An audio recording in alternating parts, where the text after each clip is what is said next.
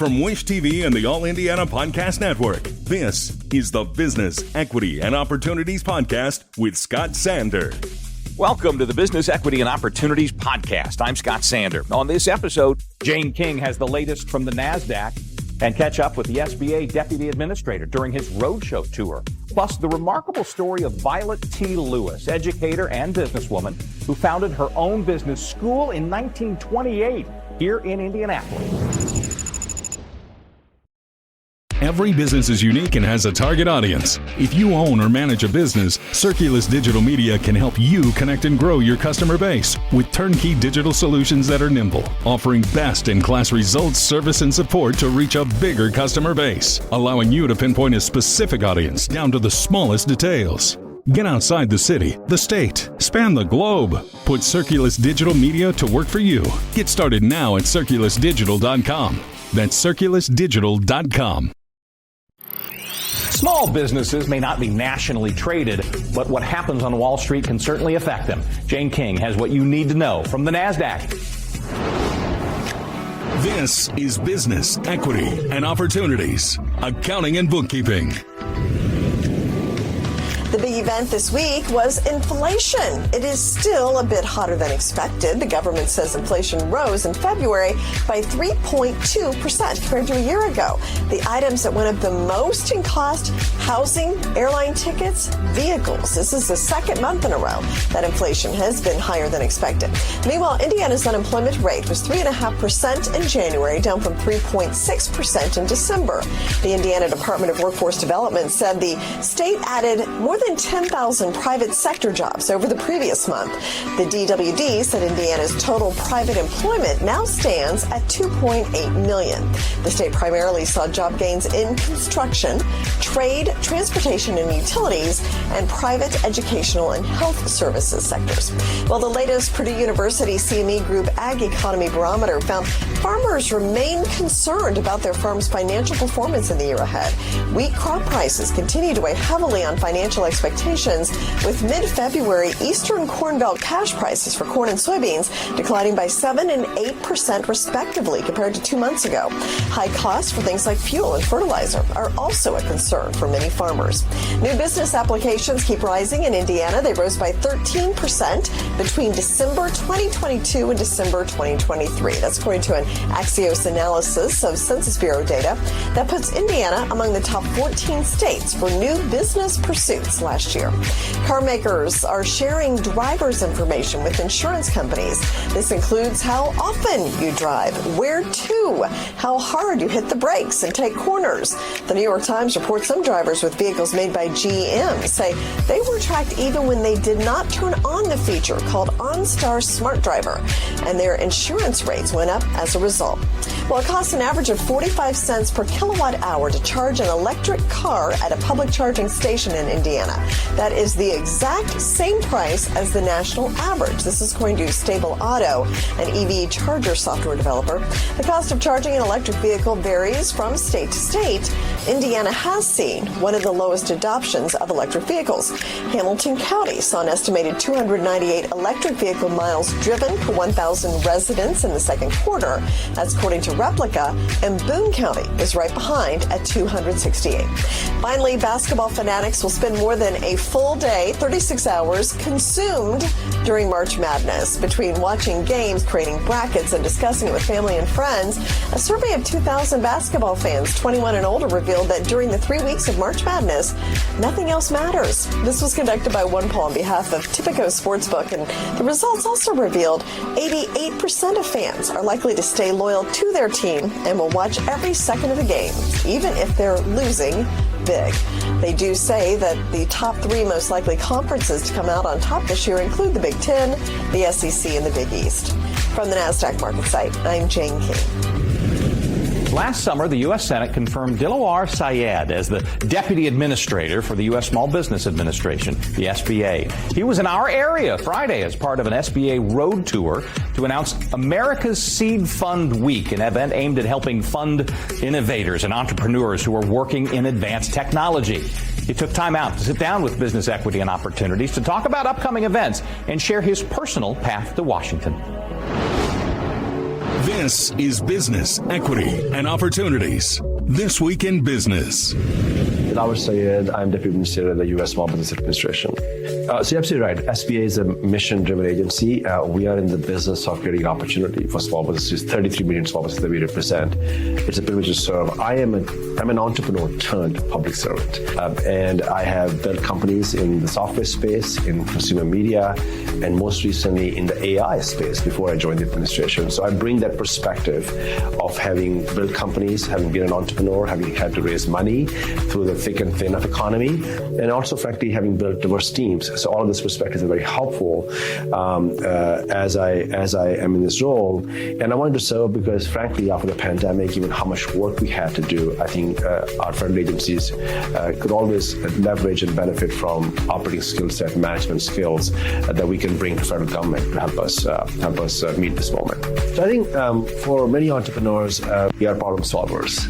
We're also optimists. And I was very fortunate to be in Silicon Valley, where the culture is that you see how you can create the next generation of solutions that help us solve societal problems, help us solve global problems. At Lumiata, my most recent company in the AI healthcare space, we were attempting and striving to solve the problem of lowering the cost of care by using big data, by using AI models to see how we can foresee a potential health risk down the road and be more preventive of that. I'm always very enamored now with the rise of generative AI, all that we could have done with this company even 3 years ago. So when you look at the innovation clip, how fast it moves, just in a matter of 3 years, we have a technology that is now at a very different level. So it's really always about how can I solve a certain problem, and then you bring in a team of people. And my philosophy is that you can have great ideas, but you can't really execute unless you have a good team. And you have people who are empowered, who feel passionate. You create a culture that is supportive, and you try to execute. And all the examples that we have great companies that we've built in our country, whether tech or non-tech, they were built by great people and great organizations. And so it's that ingredient, having a very strong idea of solving a problem, having a business model around it, and having the people to execute that idea. I've been here for almost 24 hours. It's been one of the most packed agenda I've had. Yesterday I spoke at Tech 16, and an amazing crowd there of many entrepreneurs, aspiring entrepreneurs. And just before our interview, we sat down. I met with a number of folks who are applying for SBA Our, STTR grants. These are small business investment research grants. It's part of the American Seed Fund that SBA coordinates across the federal government. These are non-dilutive grants for innovative companies that have a product that requires a longer-term commercialization track. In addition to that, we also have our traditional programs, our business loans. Last year, in the state of Indiana, we did almost $600 million worth of loans, growth capital, working capital loans, loans to where you can get some money to buy an equipment for your factory and so forth. We also, by the way, as an agency, help coordinate the federal government contracts. Your viewers and listeners may not know, but the United States government is the world's largest purchaser of goods and services in the world. $700 billion a year. That's bigger than the GDP of many countries. The president has been very emphatic about making sure that small businesses get their fair share of that large amount of government spend on contracts. And also, socially disadvantaged businesses get a fair share. Black-owned businesses, Hispanic-owned businesses, Asian-owned businesses, women-owned businesses, veteran-owned businesses. And so our agency, and I have this privilege to work with the team to make sure that we do that by getting folks certified through various processes. So it's financing, it's innovation grants, it's access to these government opportunities that can be, a great source of pipeline for some of our companies. We obviously work with lenders.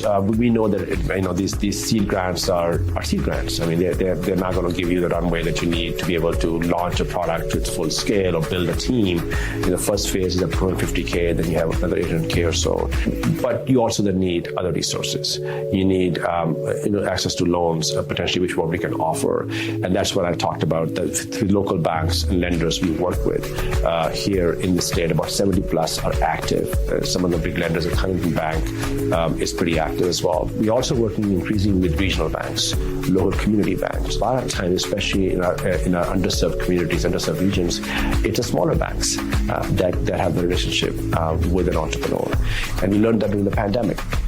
So we are making sure they have the SBA-backed products that they can offer in the market. And the final point I'll make ahead as well is for those of our listeners and viewers who are on the tech side, SBA also funds SBICs, small business investment companies. These are actually venture funds. And in fact, we had some meetings yesterday here in Indiana with a couple of SBICs who have been very helpful in building a portfolio of tech-forward companies in this state and in this region that are backed by SBA. And we have made some pretty significant reforms all across our lending programs to make sure that these loans are getting in the hands of underserved communities, and also that some of these loans can be a smaller loan as well, because not everyone needs a larger loan, and there's been some very intentional process improvements at SBA to help ensure. I remind folks all the time in every stop I have that SBA is in the business of giving opportunity. You can reach out to an SBA district office. Right now I'm sitting in an office in Indianapolis. You can reach out, set up an appointment, and at no cost get advice on your business plan, get guidance on how to raise financing, how to get a loan if that's what you need. We in just the state of Indiana, we have 10 small business development centers. 10. We have 2 women business development centers. These are again funded by the SBA. They are paid for, if you will, by the taxpayers, by you and I. And so you have access to them to get advice. We also have a mentoring program through our SCORE chapters. These are retired executives, some of them have done an amazing job in helping guide and mentor aspiring entrepreneurs. You should consider reaching out to SCORE chapters. So again, all this information is a fingertip away from you. SBA.gov will list all of our services. All of it is free as advice, and then we can guide you along the way, as you think about raising financing, or as you think about launching a product, and so forth. And we see this in community after community. So just seeing the energy in Indianapolis, I came here after a few years. I can't recognize the city. It seems great talent, great universities around here. And how can we capitalize on this moment? I feel privileged for life and serving this role, and see how can we make sure that this moment, post-pandemic, with the recovery and all the geopolitical challenges, we are in a path where we can help so many folks realize this moment, their own entrepreneurial dreams, because there is so much good investment going on and all the support that federal agencies are providing, working closely, obviously, with our partners across the states as well. Time for a favorite segment here on Business Equity and Opportunities, the success story. Violet T. Lewis was a pioneering educator and businesswoman. Founded the Lewis Business School here in Indianapolis in 1928. Her granddaughter and namesake, Dr. Violet Ponder, shares a very personal account of the impact her grandmother made on history. This is Business Equity and Opportunities Success Story. I am Dr. Violet Elizabeth Ponders. My name comes from both my grandmother, whose first name was Violet, and her sister, whose name was Elizabeth. They were both educators. They both lived in Indianapolis for a long period of time. And they're very special to me. And I am proud, very proud, to carry both names. My grandmother, when she left Wilberforce University, she went to Selma, Alabama, to the university there, and she started a business program there. She wrote the curriculum, she did all of those kinds of things. She came back to Indiana, first to work for Madam C.J. Walker, and then slowly she developed her own business. She was one of these that saw something and it just stayed with her. And finally, her mother said, either you're going to do something about this or you're going to stop talking about it. My great-grandmother was very colorful, so the language was just a tad bit different. She ended up starting the college. First, I want to say it was on Vermont Street. It was a storefront. She only had a couple of students. She didn't have any evening students. So she made her sister, Elizabeth, sit in the window. So it looked like she had students in the late afternoon, early evening. She was very creative. I don't know anybody who would have started a business in January of 1928, but she did. She ended up moving the business into her home on 28th Street. Thankfully, she had a father who was a master carpenter, so he transformed her house into her house and the college. When she had enough money to move it back to Indiana Avenue, and it continued there until she closed it. She ended up closing the Indianapolis operation because she had also started a college in Detroit in 1939. The Detroit College, of course, Detroit's a larger city, so it grew much faster, and she couldn't do the back and forth. She was an entrepreneur. She had everything from a peanut shop, and when she was cooking the peanuts, she made sure that the exhaust went out on the main street to draw people in. She had a business where she did things like printing and things like that. So she was all about making her students experts at what they did, using what she had around. You know, she used the students in the store. She used the students to create these print materials. She used the students all the time. She found her students through advertising in the local black newspaper. At one point, she worked for that editor. And then word of mouth is a powerful thing. All right. So she also used word of mouth. She worked with the local churches to produce their bulletins and things like that. So she always had an inroad. And then once people found out that you could be trained to do these things and get jobs, then the college really began to flourish there. She's not only the founder of Lewis Business College, she's also my grandmother. And she switched between these roles depending on where we were. So we could be having a very grandmother, mother, daughter, or granddaughter conversation. And she would get to a certain place in the stairwell. Her business was in her home, even here in Detroit. She would get to a certain place in the stairwell.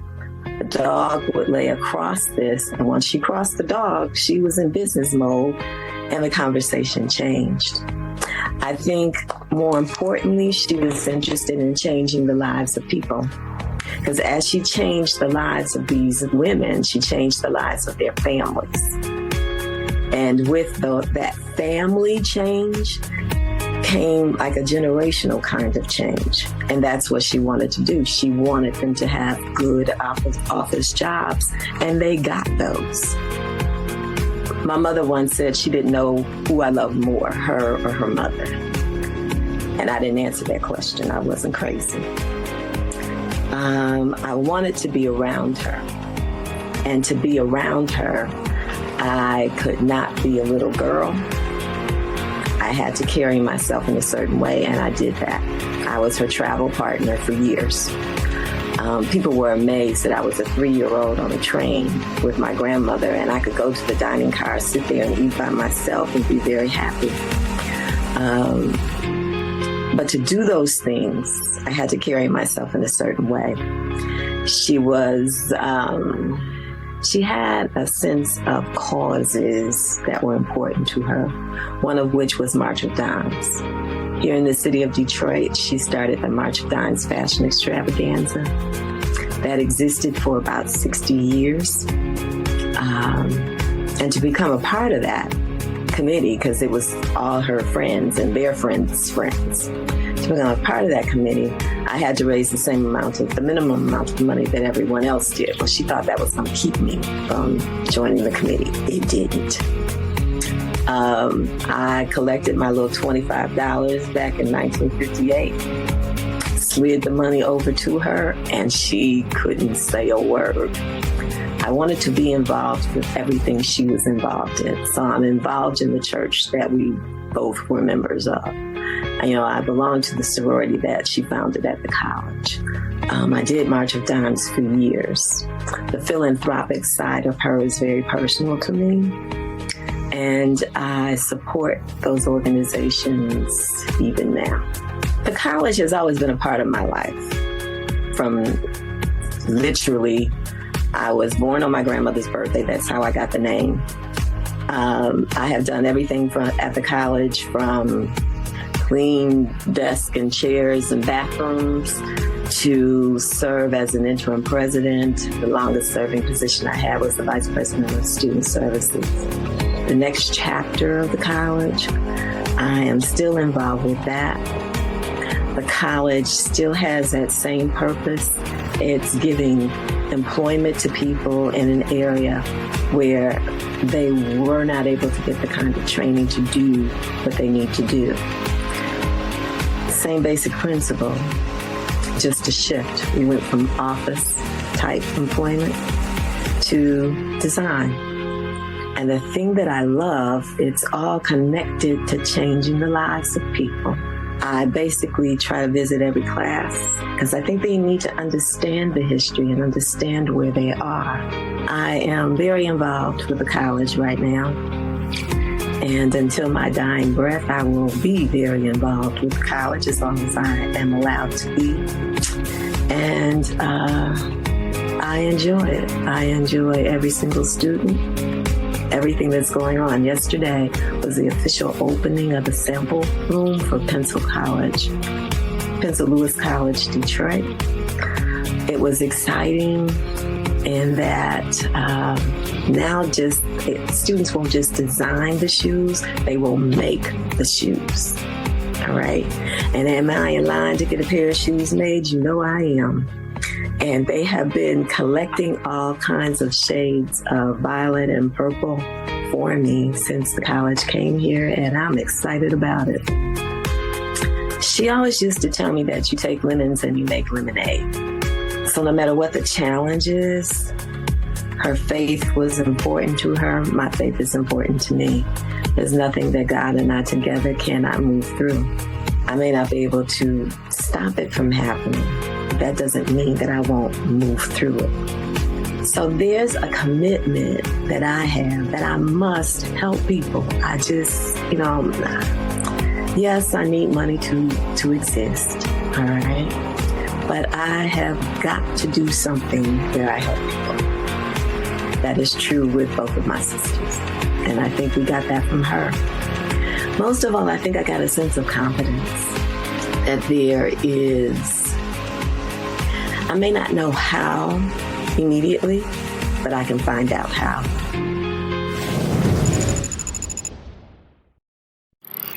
Our thanks again to all the contributors who joined us for this episode of the Business Equity and Opportunities podcast. We hope you found it enlightening, useful, and inspiring. You'll find more information about the show on our website, BEOshow.com. You can watch Business Equity and Opportunities Sunday mornings at 10 on Wish TV or live stream it through wishtv.com.